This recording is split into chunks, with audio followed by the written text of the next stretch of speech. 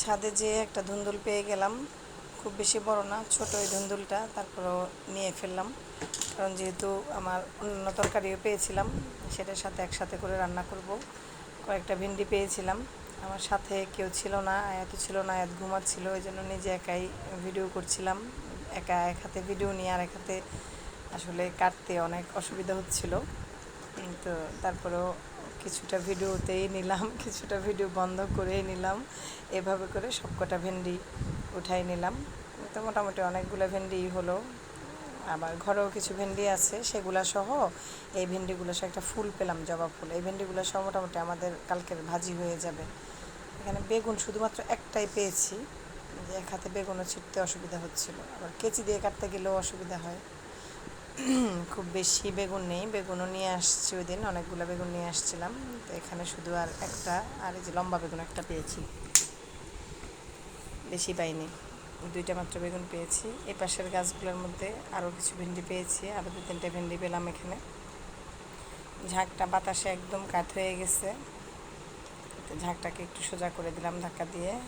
এখন পেয়ারা তো ওই দিন অনেকগুলো পেয়ারা চড়ে নিয়ে গেছে, তারপরেও দেখলাম যে আরও কয়েকটা পেয়ারা আছে। ভাবলাম তাহলে এই কয়টা পেয়ারা নিয়ে যাই, কখন আবার না জানি কে নিয়ে যায়, তো সমস্যা। মোটামুটি পাকা আজকে এই পেয়ারাগুলো, খুব বেশি পাকে নাই।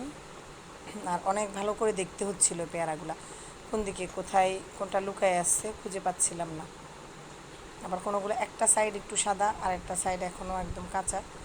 যদি নিয়ে যায় এই ভয়ে আসলে নিয়ে আসছি না, এগুলো আরও 2-3 দিন পরে নিলে সবচেয়ে ভালো হতো, ভালো মতো পাকতো। আর ভালো মতো পাকলে তো খেতেও মজা, যে একটা ছিটতে গিয়ে হাত থেকে আরেকগুলো নিচে পড়ে গেছে। সবগুলো গাছের পেয়ারা ওই দিন কে যেন চুরি করে নিয়ে গেছে। 3টা গাছে আমার পেয়ারা ধরছে আলহামদুলিল্লাহ। আর সবচেয়ে যে পুরনো গাছটা, ওই পুরনো গাছটা এবার পেয়ারা হয় না, একদম ছোটো ছোটো 2-3টা পেয়ারা আসছে, তেমন কোনো পেয়ারাই হয়নি।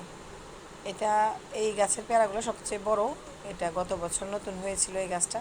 বাট এই গাছের পেয়ারাগুলো না বেশি পাকলে আবার পোকা হয়, বেশি পাকতে দিলে বা বড় হওয়ার জন্য অপেক্ষা করলে, বড় হলে তো একটু পেকে উঠে, তখনই দেখা যায় যে পোকা হয়ে যায়। যে পাতার নিচে কি সুন্দর লুকায় আছে, আমি তো প্রথমে দেখতেই পাই নাই এটা। একটা দুইটা করেই খুঁজে খুঁজে খুঁজে খুঁজে নিচ্ছি, দুইটা রেখে আসি, আবার বাকি খোঁজ করতেছিলাম যে আর আছে কিনা, আর আছে কিনা, দেখি আর কোন সাইডে কয়টা পাওয়া যায়।